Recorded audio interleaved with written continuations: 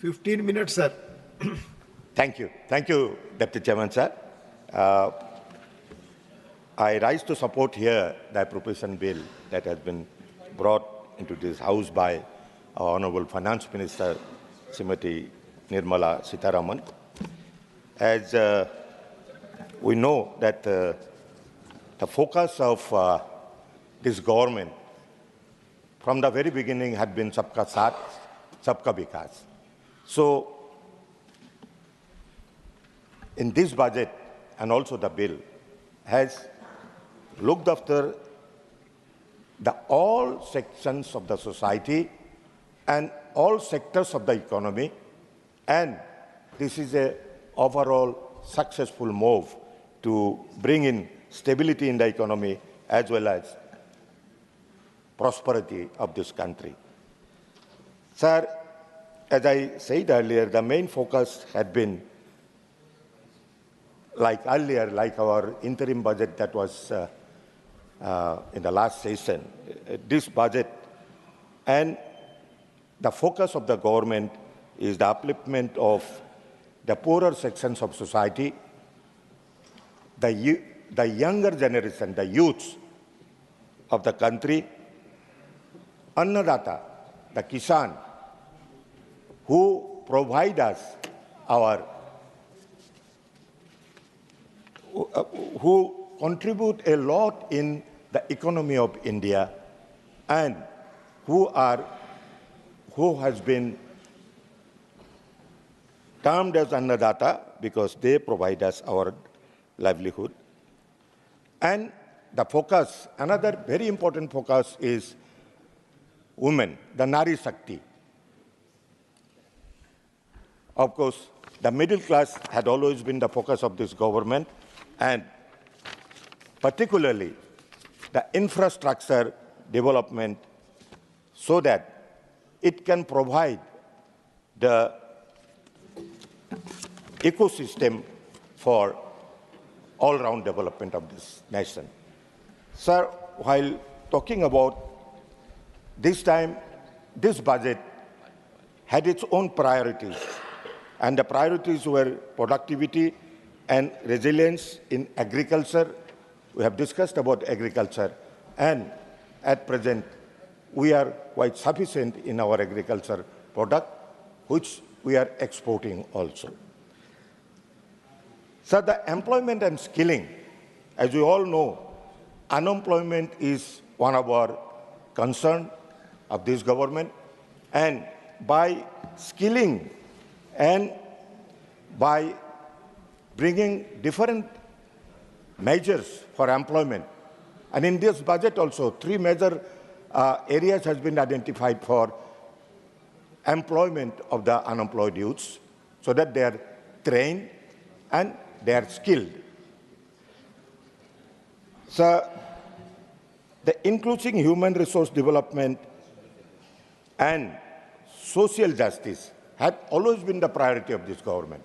And if we see that the 10 years that have passed has seen in every sphere that this priority has been always taken into its important implementation. So the manufacturing sector, as we all know, we are manufacturing today, and we have not only prospered in that, but also we have become in #1 in some manufacturing sectors. So as we all know, the mobile phones we used to import, and today we are exporting the mobile phones, and one of the largest exporter today in that area of export. So the service sector has been well looked after, and we have discussed about the urban development. We all see the coming up of smart cities. 100 smart cities have come up, and the cities which were there, which were lacking some facilities, lacking the proper development, has been looked after under this smart city scheme, And today, if we go anywhere, we see the change. Sir, while talking about the smart city and the cities which are situated in remote areas, I can talk about my own city. Sir, you have visited the city earlier, many of us, and you have seen the Guwahati, the earlier Guwahati. And today's Guwahati, if you go, then it is totally a changed city, along with its infrastructure and the facilities. Yes, as our cities were built long before, it used to be unplanned. So bringing those unplanned cities into a planned one with proper development has made our cities better, and better facilities are. And then, along with the infrastructure and other facilities, the urban poor are also provided with dwelling houses. And today, along with PMAY and PMAY Urban, both has played a greater role in developing our cities and rural areas.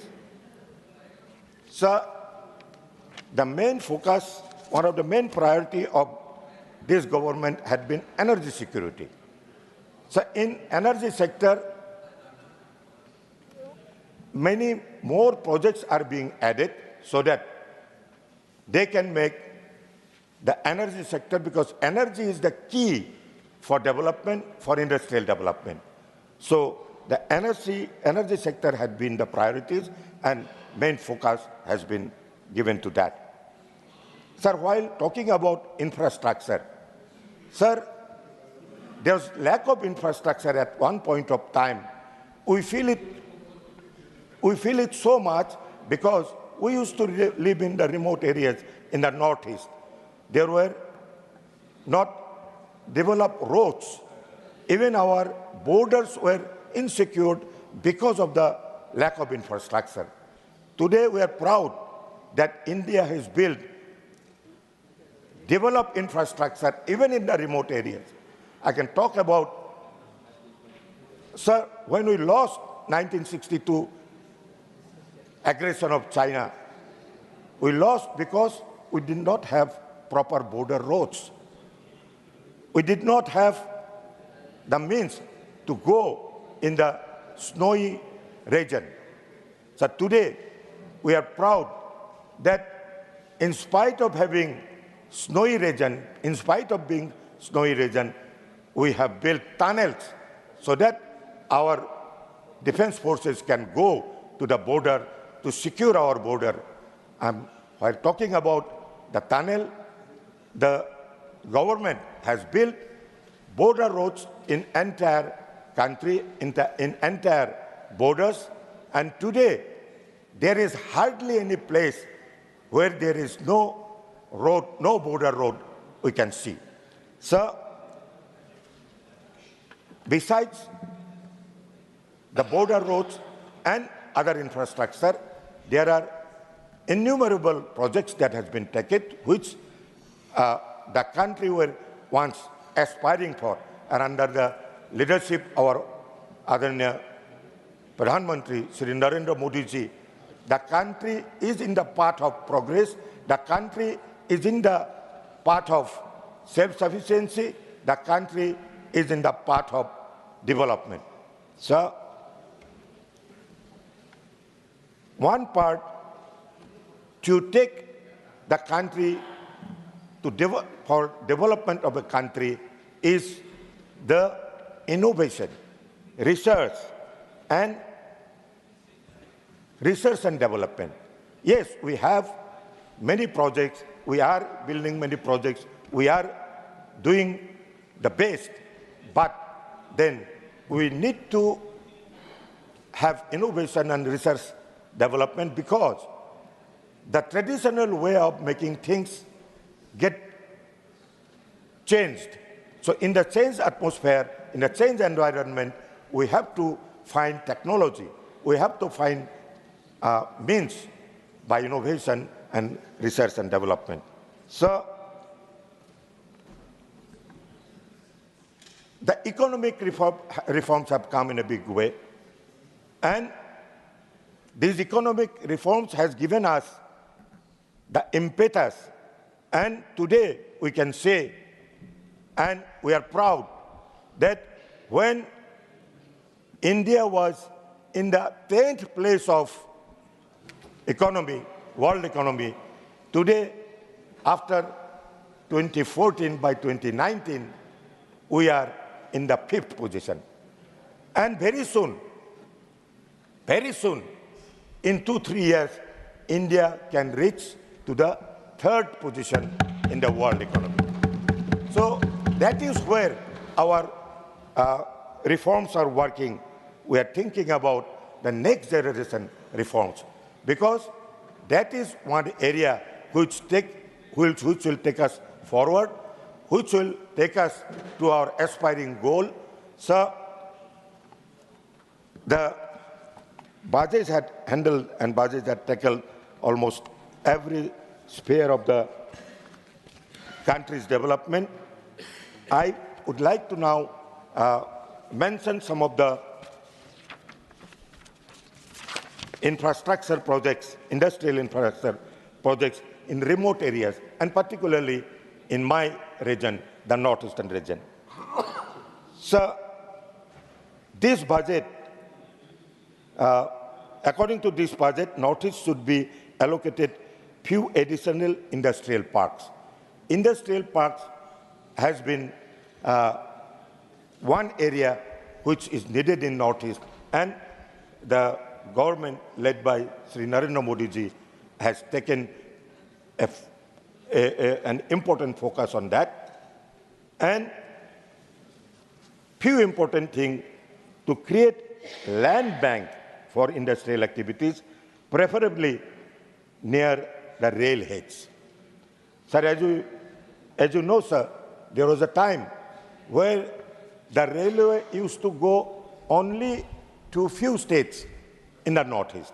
Today, railway is reaching every state, almost every state capitals. So this is one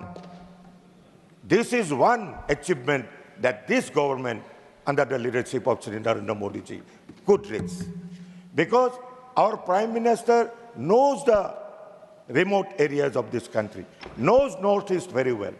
There was a time when the Prime Ministers used to rarely visit that region, maybe once in a year or once in 2 years. But our Prime Minister, Shri Narendra Modi ji, visited almost every part, and particularly northeastern region, more than 50 times. More than 50 times. So he knows, he has the emotional relationship with that part of the country. So the setting up of SEZ for furniture industry in Arunachal Pradesh and for export promotion Assam and in Assam and Tripura. Sir, to develop multi-storage sheds for MSMEs in industrial estates in northeastern region is one of the very important, because in that region, and particularly remote areas, our focus is always on MSMEs, which gives the largest employment than any other sector. So, the establishment of railway manufacturing hub in northeastern region is another very important factor. So, we know that in northeastern region, we have always come up with many peculiar problems. Flood is one of that important problem, which actually has always had been a hindrance for the development of infrastructure and road. So, the railway, as I have mentioned, has reached every part of northeastern region. Even up to Sikkim, the railway is going to Sikkim, Arunachal. Sir, please conclude now. I'll take another 2 minutes, sir. Another 2 minutes I will take because, sir, augmenting of logistics is one very important factor for the remote and particularly the northeastern region. And the airways today in the country, 149 airports has been built. Today, every state capital in northeastern region is connected by flights. And today, communication has become easier than never before. So,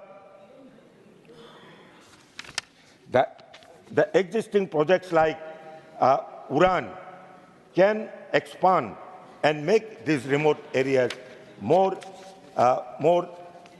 available, more reachable. So, Waterways has recently been developed. We have nearly 42 waterways in the country, whereas in northeastern region there were hardly 3 waterways. Today, it is connected from Ganga to Brahmaputra, crossing 3-4 countries. Today, our waterways has been built so that it can reach to those areas which can contribute for development and also tourism in those areas. So, the one project that I must mention here, the logistic park in Assam, which was never there during any government. Today, because of the establishment of logistics parks, we are now reachable. The products and manufacturing has gone up because of these facilities. So,